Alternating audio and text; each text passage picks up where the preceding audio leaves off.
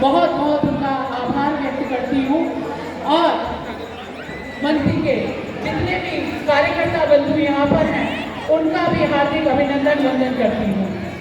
चूंकि सांस्कृतिक कार्यक्रम चल रहे हैं, आपके बस इतना कहूँगी कि महाराज सीखना चाहिए।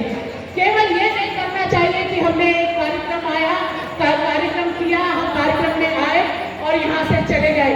हमें अपने जो इष्ट हैं, जो हमारे पूर्वज हैं, उनसे सीखना चाहिए, समझना चाहिए और उनके जीवन के जो कार्य रहे उनको अपने जीवन में उतारना चाहिए।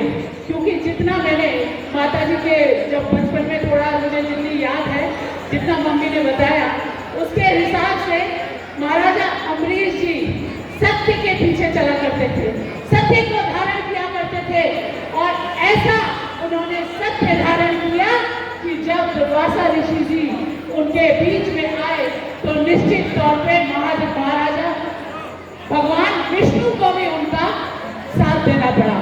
तो हमें उनसे सीखना चाहिए, समझना चाहिए, अपने इष्ट को अपने जीवन में उतारना चाहिए। और एक बात और, यहाँ पर बहुत नन्हे बच्चे यहाँ पर अपना कार्यक्रम दे रहे हैं, प्रस्तुति दे रहे हैं और समाज के प्रत्येक व्यक्ति से कहना चाहती हूँ कि जब हम आगे बढ़ते हैं तो निश्चित तौर पर हमारे पीछे बोलने वाले बहुत लोग लग जाते हैं। तो हमें अर्जुन की तरह केवल अपने लक्ष्य पर ध्यान केंद्रित करते हुए अपने लक्ष्य की ओर बढ़ते रहना चाहिए। क्यों? क्योंकि एक छोटी सी कहानी मुझे बचपन की याद आती है। एक बैल था, वो बूढ़ा हो गया और एक कुएं में गिर गया। जब वो कुएं में गिरा तो उसके मालिक ने कहा, आसपास के लोगों को बुलाया कि भाई मेरा बैल कुएं में गिर गया है, उसने मेरी इतनी सेवा की है और उसे ऊपर निकालना चाहिए। तो आसपास के लोगों ने कहा ये तो बुजुर्ग हो चुका है, अब आपको इसकी क्या आवश्यकता है, ये काम भी नहीं कर पाता, केवल आपको खाने को देना पड़ेगा। तो ऐसा करते हैं, इसके ऊपर मिट्टी डाल देते हैं। जब वो लोग उसके ऊपर कुएं में मिट्टी डालते चले गए तो बैल ने समझ लिया कि निश्चित तौर पर मेरे मालिक को मेरी आवश्यकता नहीं है।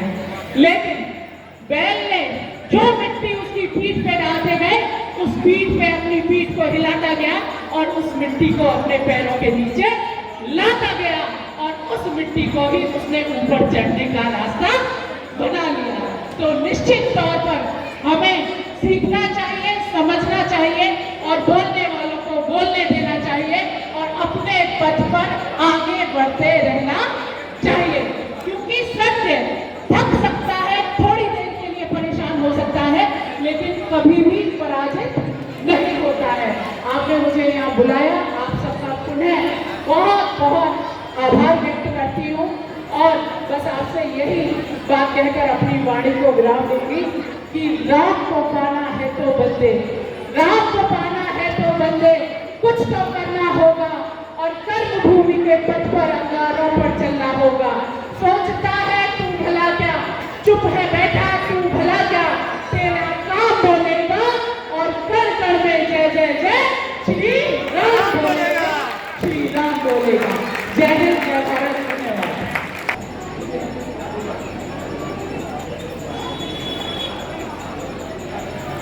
भैया आ जाओ, क्लोज आ जाओ, आ जाओ।